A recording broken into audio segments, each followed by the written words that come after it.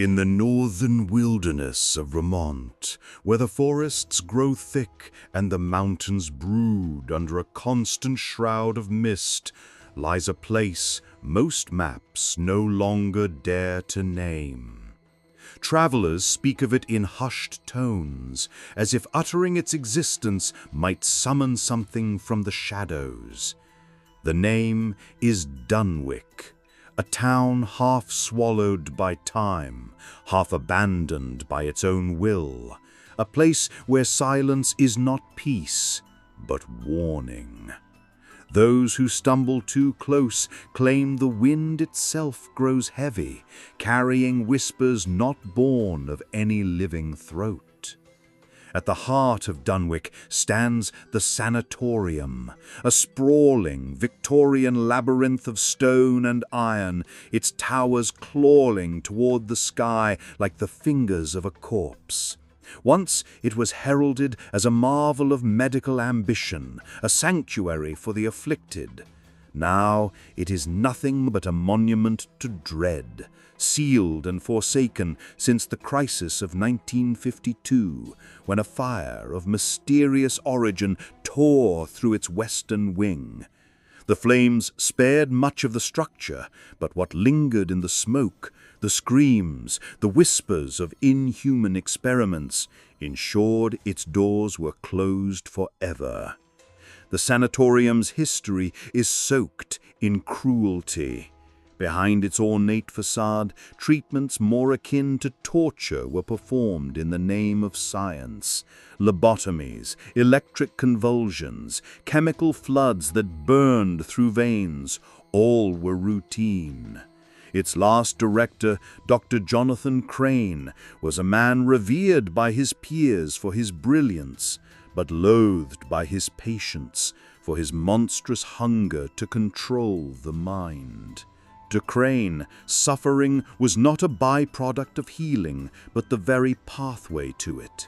His belief was simple: madness could be purified, but only through the breaking of body and soul. Many who entered his care left hollow, their humanity stripped away in his pursuit of what he called truth.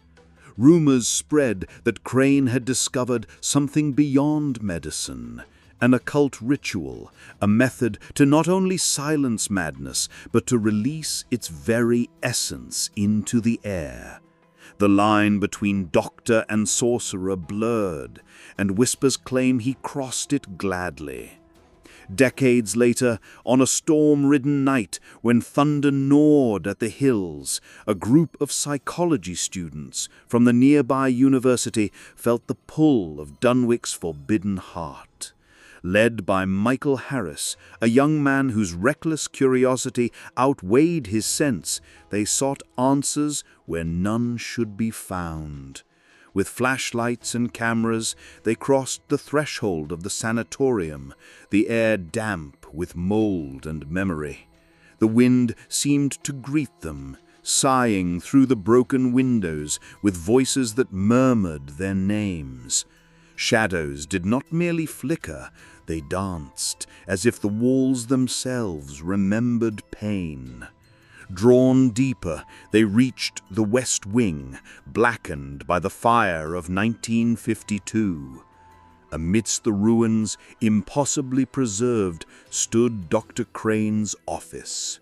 Its shelves sagged under the weight of ruined files, but one object pulsed with strange vitality: a large black book resting like a wound on Crane's desk.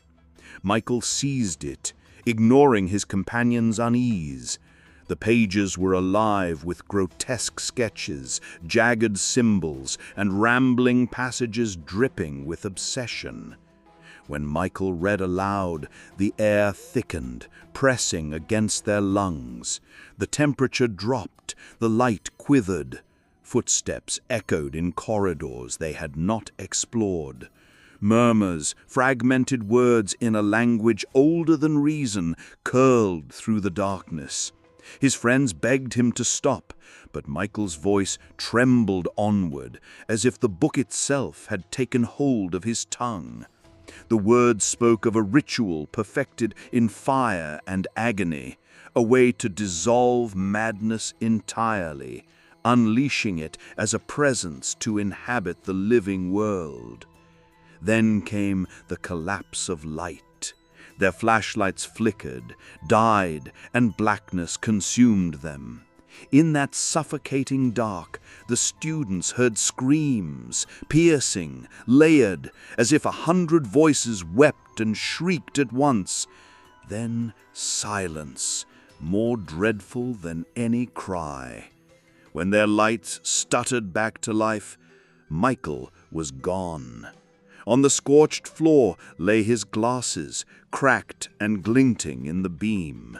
Beside them, smeared across the journal's final page, were Crane's last words: "Where sanity is extinguished, true knowledge begins."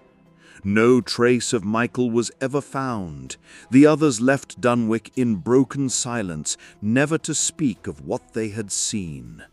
The sanatorium still looms, untouched, its windows like hollow eyes staring into the wilderness.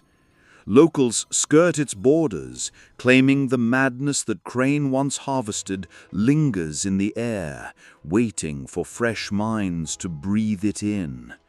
Travelers who dare venture near report strange laughter in the wind, footsteps that follow, and the faint outline of a man watching from the highest tower. And so Dunwick endures, a place unmarked yet unforgettable, a graveyard where sanity is not merely tested, but devoured. The sanatorium stands patient, as if aware that sooner or later another curious soul will cross its threshold. And when they do, its secrets will not wait quietly. For in Dunwick, where the light dies quickest and shadows thrive deepest, sanity itself is the sacrifice demanded by truth.